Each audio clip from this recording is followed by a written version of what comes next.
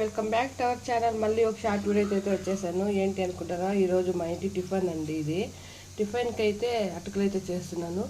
అటుకులని బాగా క్లీన్ చేసుకుని కడిగి అయితే ఇలా నానబెట్టుకోవాలి.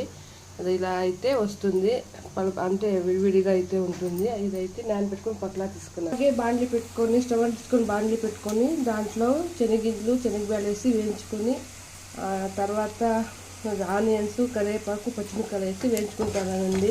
ఫస్ట్ వీడియో తీయడం మర్చిపోయాను నేను.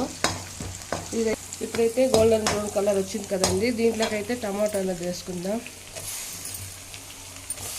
టమాటా వేసుకొని ఆ సాల్ట్ అయితే అప్పుడైనా వేసేసానండి నేను. ఇప్పుడైతే ఇది మిక్స్ చేసుకున్నాను. 5 మినిట్స్ అయితే ఉడికిపెట్టుకున్నాను.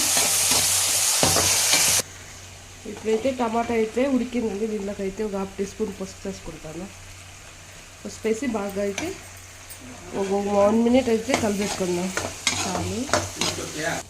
ఇప్పుడైతే ఇది ఉడికిందండి. దీంట్లోకి అయితే అటుకులు అయితే వేసుకుందాం.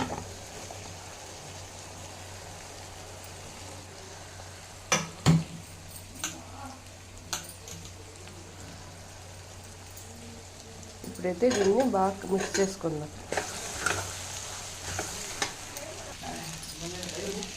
ఇప్పుడైతే కలిపెట్టేసాను కదా. ఇప్పుడైతే కొత్తిమీర వేసి ఫైనల్ టచ్ అయితే ఇచ్చేద్దామండి. అయిపోయాయండి. సింపుల్గా ఈజీగా అయితే చేసుకోవచ్చు అటుకుల్లో చిత్రాన్ని అయితే.